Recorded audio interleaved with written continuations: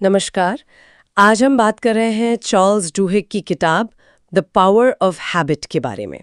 मतलब आदतों के पीछे का जो विज्ञान है उसे समझने की कोशिश करेंगे। हाँ, और हमारे पास इसकी एक समीक्षा भी है, तो हम दोनों को मिलाकर बात करेंगे कि आदतें असल में हैं क्या, कैसे बनती हैं, और क्या हम उन्हें बदल सकते हैं, जो सबसे बड़ा सवाल है शायद। बिल्कुल। और ये किताब काफ़ी दिलचस्प है क्योंकि ये न्यूरोसाइंस, साइकोलॉजी और असल जिंदगी की कहानियों को जोड़ती है। मतलब ओलंपिक तैराक से लेकर बड़ी बड़ी कंपनियों तक की उदाहरण है इसमें। हाँ, ये दिखाती है कि आदतें हमारी जिंदगी को कैसे कंट्रोल करती हैं, अनजाने में भी। तो शुरुआत करते हैं सबसे बेसिक चीज से, जो किताब का सेंट्रल आइडिया है, आदत चक्र, हैबिट लूप। हाँ, हैबिट लूप। इसमें 3 हिस्से होते हैं। पहला है संकेत, मतलब कोई ट्रिगर, कोई इशारा, जैसे सुबह कॉफी की खुशबू। हाँ बिल्कुल, या फोन पर नोटिफिकेशन की आवाज। फिर आती है क्रिया यानी रूटीन, वो काम जो हम उस संकेत के बाद करते हैं, जैसे कॉफी बना लेना या फोन उठा लेना। एग्जैक्टली। और तीसरा सबसे जरूरी हिस्सा है इनाम यानी रिवॉर्ड, वो मजा, वो संतुष्टि जो दिमाग को मिलती है वो काम करके। अच्छा, संकेत, क्रिया, इनाम। तो ये चक्र जानना क्यों इतना जरूरी है? देखिए, ये इसलिए अहम है क्योंकि डुहिग कहते हैं कि आदत बदलने की चाबी इसी में है। आप आदत को मिटा नहीं सकते, पर आप क्रिया बदल सकते हैं। मतलब संकेत वही रहेगा, इनाम भी वही चाहिए, दिमाग को बस बीच का रास्ता बदल दो। हाँ बिल्कुल, यही हैबिट चेंज का गोल्डन रूल है। जैसा किताब में कहा गया है, पुरानी क्रिया की जगह एक नई बेहतर क्रिया डाल दो जो वही इनाम दे। ये सुनने में तो आसान लगता है, पर फिर किताब मुख्य आदतों यानी कीस्टोन हैबिट्स की बात करती है। ये क्या चीज है? ये ज्यादा पावरफुल क्यों है? हाँ, कीस्टोन हैबिट्स ये वो आदतें हैं जैसे रोज कसरत करना या अपना बिस्तर बनाना सुबह। छोटी लगती हैं, पर इनका असर बड़ा होता है। कैसे? मतलब बिस्तर बनाने से क्या बदल जाएगा? होता यह है कि ये छोटी जीतें आपको एक सेंस ऑफ कंट्रोल देती हैं। जब आप एक कीस्टोन हैबिट अपनाते हैं तो धीरे धीरे जिंदगी के दूसरे एरिया में भी सुधार आने लगता है। जैसे जो लोग रोज कसरत करते हैं वो अक्सर बेहतर खाना शुरू कर देते हैं, उनकी नींद सुधर जाती है, वो काम पर ज्यादा फोकस्ड रहते हैं। अच्छा, तो ये एक तरह से डोमिनो इफेक्ट जैसा है। हाँ, कह सकते हैं। ये सिर्फ आपका व्यवहार नहीं बदलती, बल्कि आप खुद को कैसे देखते हैं वो नजरिया बदल देती हैं।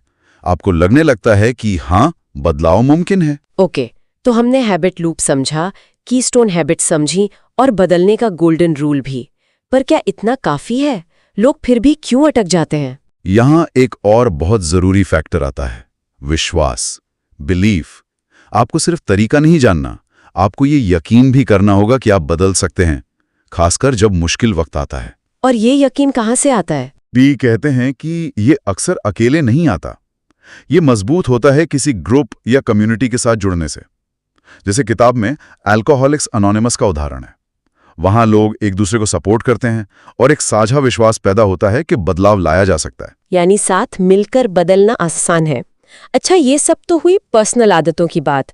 क्या ये सिद्धांत कहीं और भी लागू होते हैं, जैसे बिजनेस में? हाँ बिल्कुल। किताब में बताया गया है कि कैसे स्टारबक्स ने अपने कर्मचारियों में विल पावर यानी इच्छा शक्ति की आदत डाली ताकि वो मुश्किल ग्राहकों से भी अच्छे से पेश आएं। ओह, ये तो कमाल है। और टारगेट जैसी रिटेल कंपनी का उदाहरण है कि कैसे उन्होंने ग्राहकों की खरीदारी की आदतों को एनालाइज करके उनके लाइफ इवेंट्स तक प्रेडिक्ट कर लिए। ये तो थोड़ा डरावना भी है। हाँ, वो तो है। और ये सिर्फ कंपनियों तक सीमित नहीं है, सामाजिक आंदोलनों में भी आदतें भूमिका निभाती हैं। जैसे अमेरिका में मॉन्टगोमरी बस बॉयकॉट का जिक्र है। वाह, मतलब आदतें हर जगह हैं, पर्सनल, कॉर्पोरेट, सोशल। तो किताब की सबसे अच्छी बातें क्या हैं समीक्षा के हिसाब से? समीक्षा कहती है कि इसकी सबसे बड़ी ताकत है मुश्किल साइंस को आसान कहानियों में बताना। रियल लाइफ उदाहरणों से कनेक्ट करना आसान होता है और ये आदतों को समझने का एक प्रैक्टिकल फ्रेमवर्क देती है। और कुछ कमजोरियां, आलोचनाएं? हाँ, कुछ पॉइंट्स हैं। जैसे कुछ लोगों को लगता है कि कहीं कहीं दोहराव है और शायद ये इंसान के व्यवहार की जो जटिलता है उसे थोड़ा सिंप्लीफाई करती है। ये एनालाइज ज्यादा करती है, स्टेप बाय स्टेप गाइड कम है। समझ गए। तो अगर इस पूरी बातचीत को समेटें तो सबसे बड़ी सीख क्या है? What's the takeaway? मेरे ख्याल से सबसे बड़ा सबक ये है कि हमारी रोजमर्रा की जिंदगी जो हमें ऑटोमेटिक लगती है वो असल में हमारी आदतों का कलेक्शन है। और अच्छी बात यह है कि इन आदतों को समझा जा सकता है और बदला भी जा सकता है। छोटे छोटे बदलाव भी वो बड़े नतीजे ला सकते हैं। एक साइंस है, यह अपने आप में काफी एम्पावरिंग है। बिल्कुल, ये पर्सनल ग्रोथ के लिए तो ज़रूरी है ही, दूसरों को समझने या किसी ऑर्गेनाइजेशन के कल्चर को बेहतर बनाने में भी मदद कर सकता है। तो ये थी हमारी चर्चा चार्ल्स डुहिग की किताब द पावर ऑफ हैबिट पर। हाँ, और जाते जाते एक सवाल सबके सोचने के लिए छोड़ जाते हैं।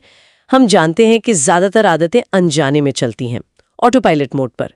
तो क्या आदत बदलने की पूरी प्रक्रिया शुरू करने से भी पहले सिर्फ अपनी आदतों के प्रति जागरूक हो जाना, मतलब ये पहचानना कि ओके, अभी मैं अपनी आदत फॉलो कर रहा हूं, क्या यही पहला और शायद सबसे जरूरी कदम हो सकता है उन पर काबू पाने का?